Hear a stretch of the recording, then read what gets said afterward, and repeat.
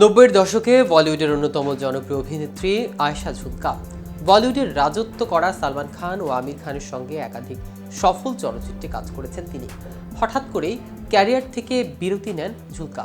কুরবান, জো জিতা ওহি জিন্দাকার, খিলাড়ি, মেহেরবান এসব বিখ্যাত চলচ্চিত্রে অভিনয় করে দর্শকদের মন জয় করেছিলেন আয়েশা। কিন্তু হঠাৎই ক্যারিয়ারের সেরা সময়ে তিনি চলচ্চিত্র ছেড়ে দেন। কিন্তু কেন হঠাৎ বলিউড থেকে হারিয়ে গেলেন এই জনপ্রিয় অভিনেত্রী এবং বর্তমানে কোথায় আছেন তা নিয়ে বিস্তারিত থাকছে আজকের প্রতিবেদনের বাকি অংশে। কেটিভি ছবি চ্যানেল থেকে আপনাদের সাথে আছি আমি মাহমুদুর রহমান। আয়েশা ঝুলকা অভিনয় জগৎ থেকে বিচ্ছিন্ন হয়ে যাওয়ার পেছনের প্রধান কারণ ছিল তার ব্যক্তিগত জীবন। বলিউড অভিনেতা আরমান কোহিরির সঙ্গে তার সম্পর্ক ছিল যে সময় খুব আলোচিত বিষয়। দুজনের প্রেম ও বিয়ের পরিকল্পনাও ছিল বলে শোনা যায়, তবে সম্পর্কের মধ্যে তিক্ততা ও শেষমেশ বিচ্ছেদ ঘটে। আয়েশা এক সাক্ষাৎকারে বলেন, ফিল্ম সাইন করা বন্ধ করেছিলাম কারণ আমি বিয়ে করতে যাচ্ছিলাম, কিন্তু বিয়ের কোনো পরিকল্পনা এখন আর নেই, তাই আমি আবার কাজ শুরু করেছি।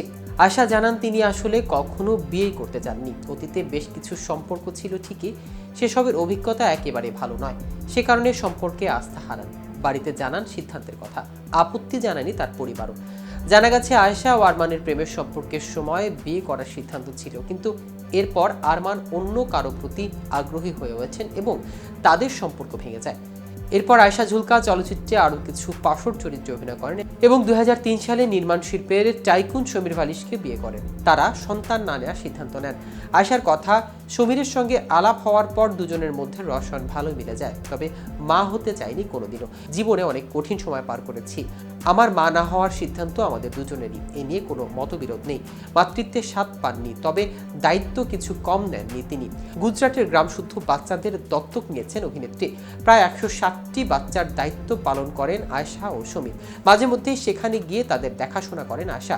এদিকে 2013 সালের এপ্রিল মাসে মুক্তি পেয়েছিল মোহিত ছুরি পরিচালিত ছবি আশিকি 2। তারপরে কেটে গিয়েছে এক দশক। বছর দশেক পরে আশিকি ফ্র্যাঞ্চাইজির তৃতীয় ছবি নিয়ে শুরু হয়েছে চর্চা। আশিকি 3 ছবিতে মুখ্য চরিত্রে দেখা যেতে চলেছে অভিনেতা কার্তিক আরিয়ানকে।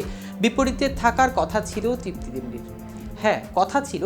জোর খবর, অনুরাগ বসু পরিচালিত আশিকি 3 থেকে বাদ পড়েছেন অভিনেত্রী। নির্মাতার ঘনিষ্ঠ এক সূত্র জানিয়েছেন, আশিকি ফ্র্যাঞ্চাইজির প্রতিটি প্রধান নায়িকার মুখ এক অনুভূত সারল্য দেখা গিয়েছে। নির্মাতা ঘনিষ্ঠ এক সূত্র থেকে জানা গিয়েছে, আশিকি ফ্র্যাঞ্চাইজির প্রতিটি প্রধান নায়িকার মুখে এক অদ্ভুত সারল্য দেখা গেছে। ছবির গল্প সুরের পাশাপাশি সেটাও ছবির অন্যতম হাতিয়ার হিসেবে কাজ করেছে।